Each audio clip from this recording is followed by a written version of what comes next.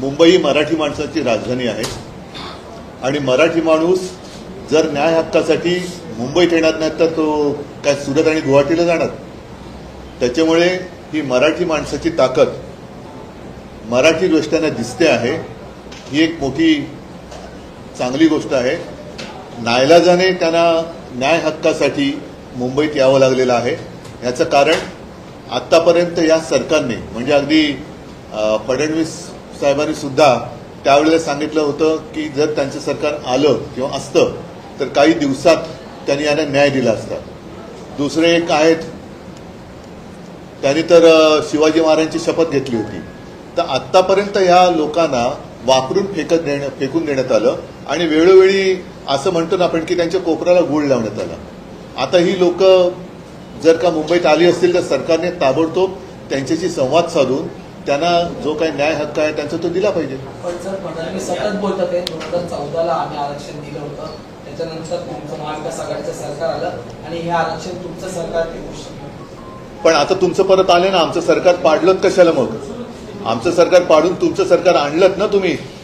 म्हणून मी म्हटलं की मराठी माणूस मुंबईत येणार नाही तर काय सुरत आणि गुवाहाटीला जाणार न्याय हक्क मागण्यासाठी.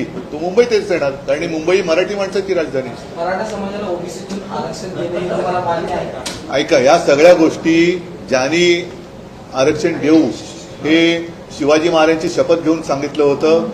म्हणजे सरकार आलं तर आम्ही 6 महिन्यात आरक्षण देऊ हे ज्यांनी सांगितलं होतं तेच लोक सत्तेमध्ये आहेत. हा प्रश्न तुम्ही त्यांना विचारला पाहिजे. कारण मी जरी काय म्हटलं तरी आज माझ्या हातात काहीच नाहीये. फडणवीस असं म्हणतायत की जरांगेंच्या खांद्यावर बंदूक ठेवून मराठा आरक्षण या विषयाचं राजकारण केलं जातं. कोण आहेत ते बघा ना.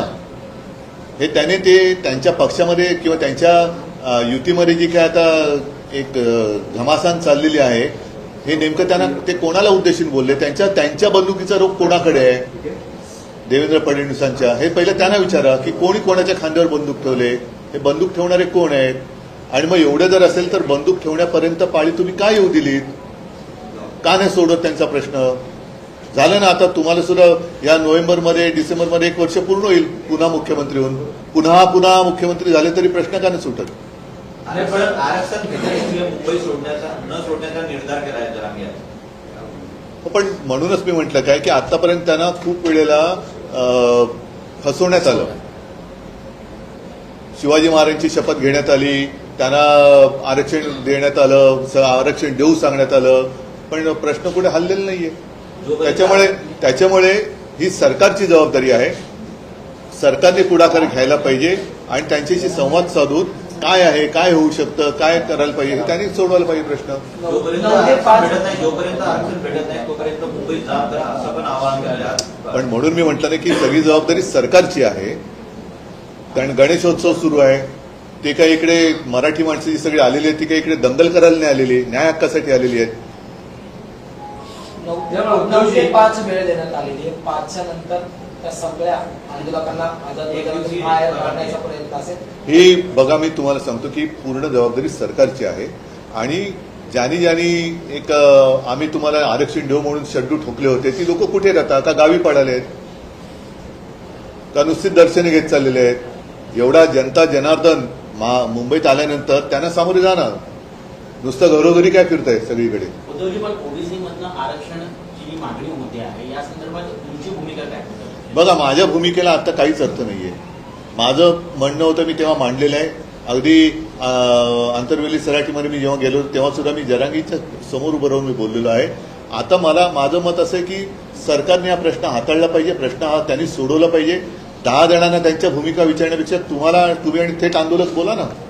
केवळ गॅजेटच्या आधारावर सरसकट आरक्षण देता येणार नाही असं शिंदे समितीचं म्हणणं आहे. ते शिंदे समितीने सांगावं काय करायचं ते. पण उद्धवजी, यामध्ये जरांगे हे दोन्ही उपमुख्यमंत्र्यांचं कौतुक करतात आणि मुख्यमंत्र्यांवर टीका करतात. तुम्हाला आश्चर्य नाही वाटत? हा, आता बघा, हा शेवटी जरांगे पाटलांचा विषय आहे. त्यांना कोणाकडनं काय काय अनुभव आले असतील तर ते त्याप्रमाणे ते बोलत असतील. पण एकूण काही जरी झालं तरी ज्यांची ते आता कौतुक करत असतायत असं तुम्ही म्हणतायत त्यांनी सुद्धा त्यांना फसवलंच आहे ना. ते इतके वर्ष म्हणजे 2.5 वर्ष का होईना मुख्यमंत्री होते, आता 1 वर्षभर उपमुख्यमंत्री आहेत.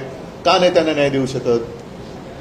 त्याच्यामुळे नुसती टोलवाटोली या सरकारकडनं चाललेली आहे. ही टोलवाटोली बंद करून जो काय आहे तो सन्मान्य तोडगा त्यांनी काढला पाहिजे. उद्धव सर, ठीक आहे. काय वाटतं कोण असू शकतं या आरक्षणाच्या मागणीखाली एवढा जो मुंबईत आंदोलन उसळलेला आहे आतापर्यंत जे मोर्चे अन्याय आतापर्यंत त्यांच्यावर त्या समाजावर झालेला अन्यायच असू शकतो ना या आंदोलनाच्या पाठी. आणखीन कोण असू शकतं? नाही पण ठीक आहे. गणेशोत्सवात ते आंदोलन होतं. बघा, या आंदोलकांना ते चिघळलं. नाही, पण मला आता मुदत आंदोलक हे काही दहशतवादी नाही आहेत. ही मराठी माणसं आहेत.